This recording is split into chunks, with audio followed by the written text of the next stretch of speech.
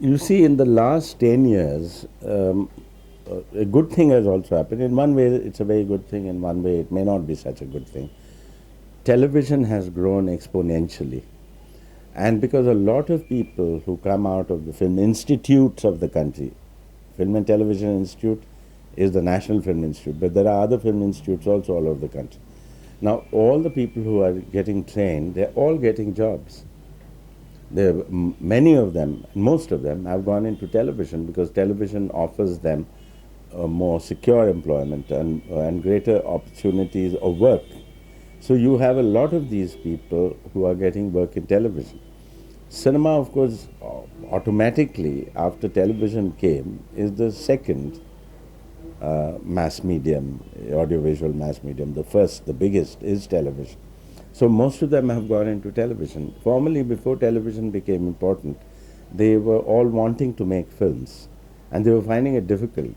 Today, they don't have to wait that long. They go directly into television, and I find so many young people now, in their mid-20s, they're doing so much work in television. They do a lot of soap operas. Many of them are documentarists.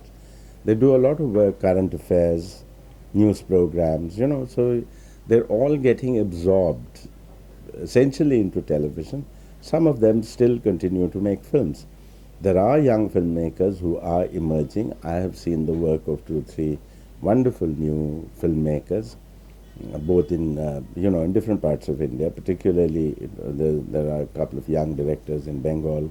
There are a couple of young directors in Kerala. I'm sure there must be young directors in other parts of India whose work I may not have seen.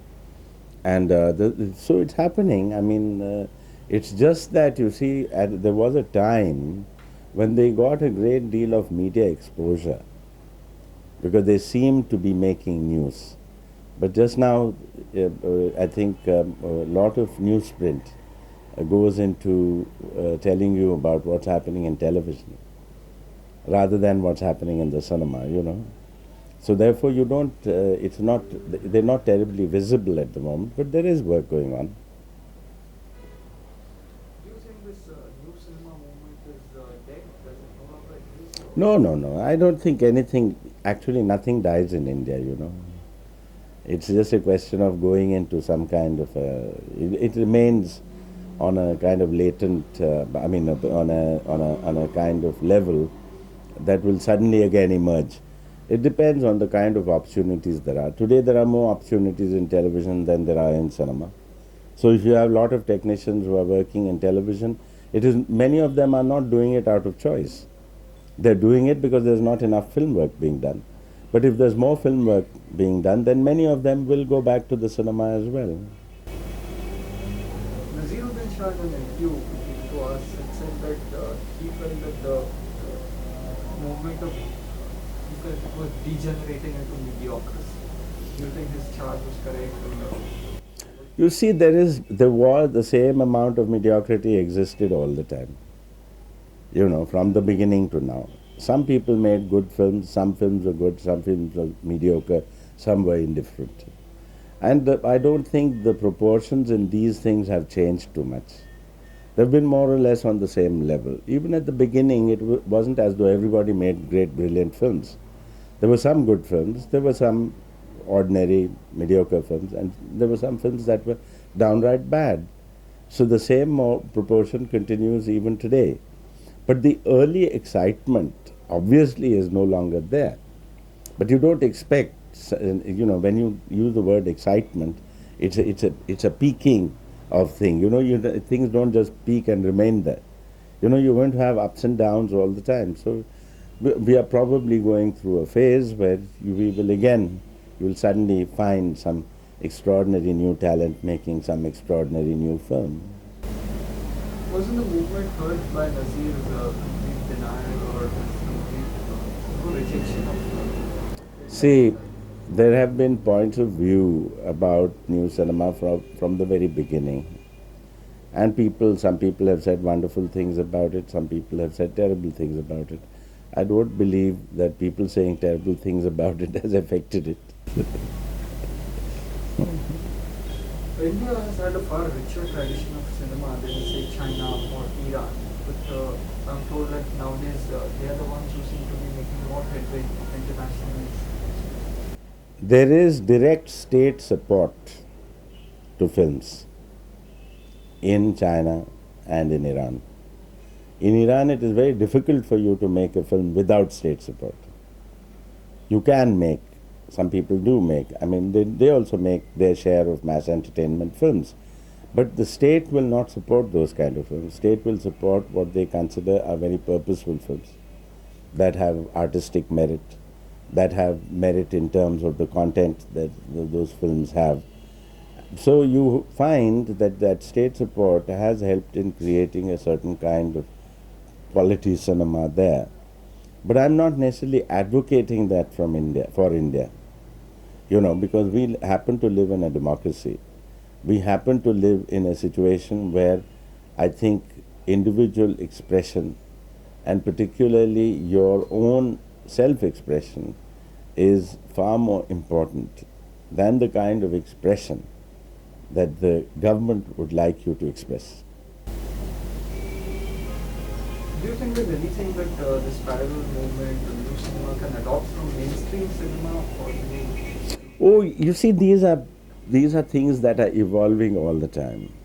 After a very long time, after, say, if you look at 50s as the period when the new cinema really started, you find at that time there was a certain view saying that the popular Indian cinema really did not reflect the reality of the Indian experience.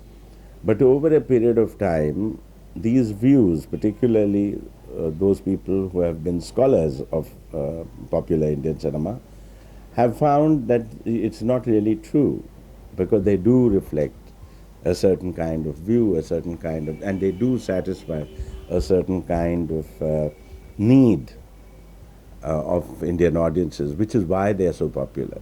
Apart from the fact that they are mass entertainment films, they do get a certain kind of satisfaction that goes beyond simple entertainment. Now, there has been a considerable amount of analysis of these things, and a lot of people, even those people who are involved in new cinema, are starting to see and study popular cinema much more seriously than they ever did before. do you think in any ways this new movement itself has altered popular cinema? Has it affected? It always happens that way. Things alter each other. They affect each other. In India, there hasn't been that much of impact of new cinema on mainstream cinema, but it has had in other parts of the world. Take the US, because the United States and India are the two countries where the film is seen primarily as mass entertainment. Films are considered vehicles of mass entertainment. These two societies, US and India, nowhere else in the world in exactly the same way. Now you will find that in America, there's been so much crossovers that have taken place, to the extent that a lot of mainstream cinema of the United States is constantly being enriched by the work that is being done by independent filmmakers. One hoped that this would happen in India. It hasn't happened to the same extent. I don't know. It will be in a different way. You see, there are challenges of any given time. Your environment also keeps changing. So there are new challenges that emerge, new challenges that emerge from your own environment, for your film environment. Now, today there is television. There's influence of television on the cinema. There's influence of cinema on television. There are all sorts of things that are happening. From this, naturally, something else will also emerge. Something new will emerge, because obviously life goes on, and in life there are constantly new exciting things to discover, new ways to express something, new experiences to express. All these kind of things happen. So definitely there is going to be something new constantly happening, and that will affect, hopefully, and enrich the mainstream.